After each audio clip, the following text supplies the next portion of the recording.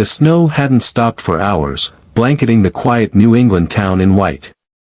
On the edge of the street sat an old brick house, worn with time but filled with a warmth money couldn't buy. Inside, 5 children, siblings by fate, not blood, huddled around a flickering fireplace, their cheeks pink from the cold, hearts full of quiet hope.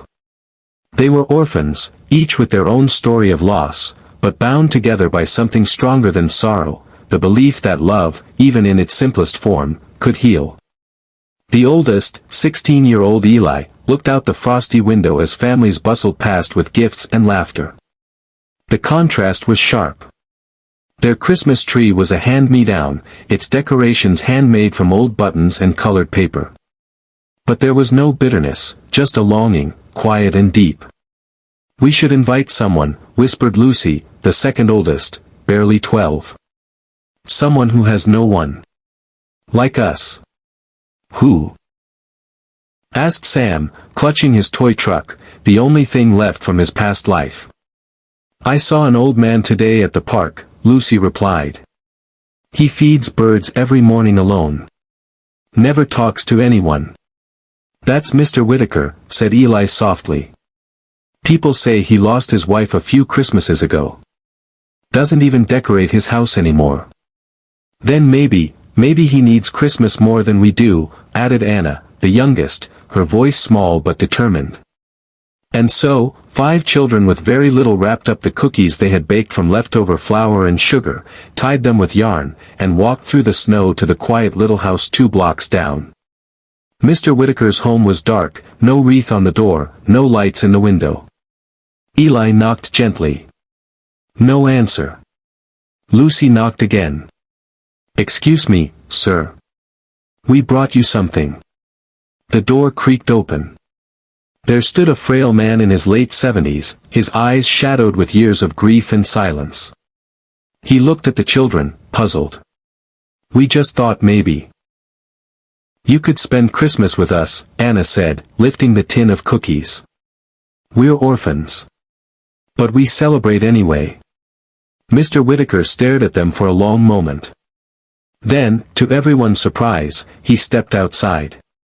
"No one's invited me anywhere in years," he said quietly, his voice trembling. "I don't have anything to bring." "You can bring yourself," Eli said with a smile. "That's enough." That night, something magical unfolded. The little brick house became a sanctuary of laughter and light. Mr. Whitaker listened as the children sang carols off-key and retold the same stories they shared every year. He watched them exchange handmade gifts, drawings, woolen socks, and one single shared chocolate bar. They asked him about his past, his favorite songs, his childhood Christmases. For the first time in a long time, he spoke, really spoke.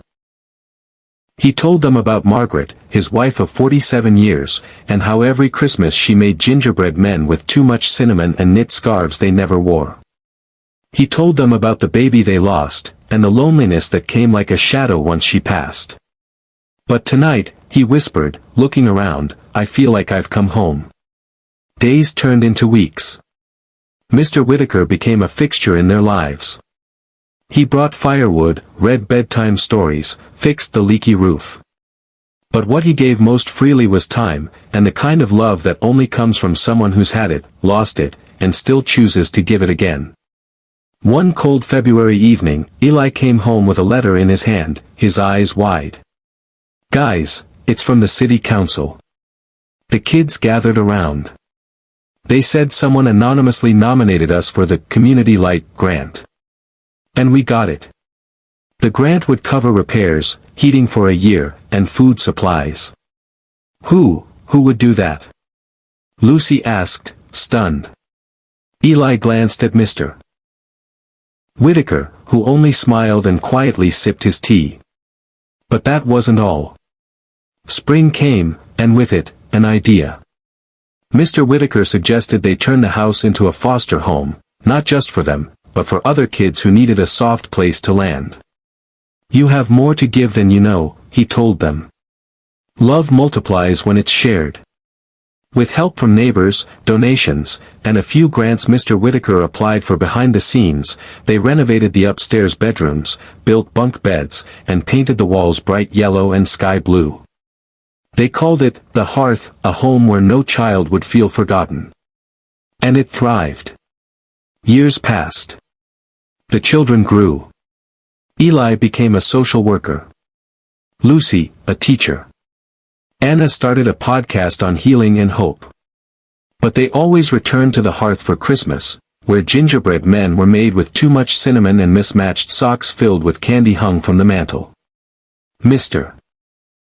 Whitaker passed away on a quiet Christmas Eve, just days before his 83rd birthday.